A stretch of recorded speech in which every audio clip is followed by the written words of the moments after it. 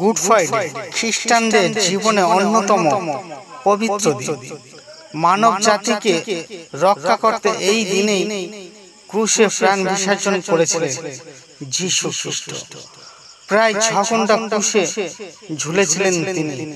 এই সময় তীব্র যন্ত্রণার মধ্যে যীশু 7 বার কথা বলেছিলেন। খ্রিস্টানদের জীবনে এই 7টি বাণী গুরুত্বপূর্ণ আছে। গুড ফ্রাইডে 2023 প্রতি বছর যীশু এই সপ্তম বাণীটি ধ্যান করে। তারা এক নজরে দেখে নেওয়া যায় এই 7 বাণী তপস। পিতা, এদের ক্ষমা করো, কারণ এরা কি করছে জানে না। ক্রুশ থেকে এটাই ছিল যীশুর প্রথম বাণী।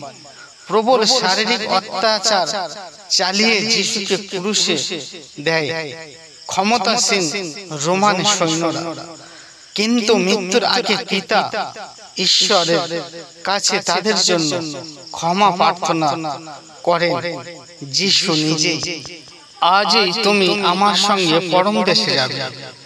যীশুর সঙ্গে আরো 2 জঘন্য অপরাধীকে ক্রুশে দেওয়া হয়েছিল। জীবনের শেষ প্রান্তে এসে 2 অপরাধীর মধ্যে একজন যীশুর আদেশ গ্রহণ করেছিল।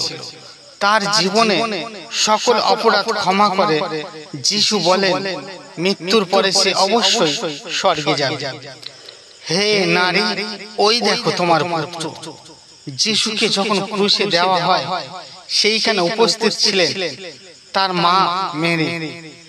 যীশুর বাকি শিষ্যরা পালিয়ে গেলেও ক্রুশের তলায় দাঁড়িয়েছিলেন তার প্রিয় শিষ্য যোহন। ক্রুশবিদ্ধ অবস্থায় সেই প্রিয় শিষ্যের হাতে মাকে দেখভালের দায়িত্ব দিয়ে যান যীশু।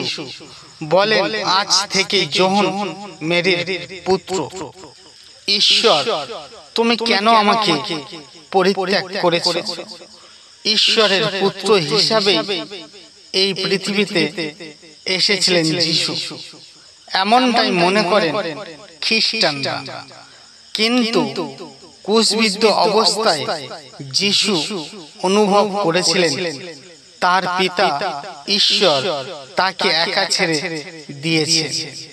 সেই কষ্টের মধ্যেই এই চতুর্থ বাণী উচ্চারণ করেন যীশু, আমার পিপাসা পেয়েছে।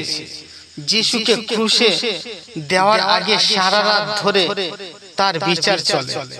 তারপর প্রবল রোদের মধ্যেই তাকে ক্রুশ কাটে ঝুলিয়ে দেওয়া হয়। এই গোটা সময়ের মধ্যে যীশু একবারও জল পান করেননি।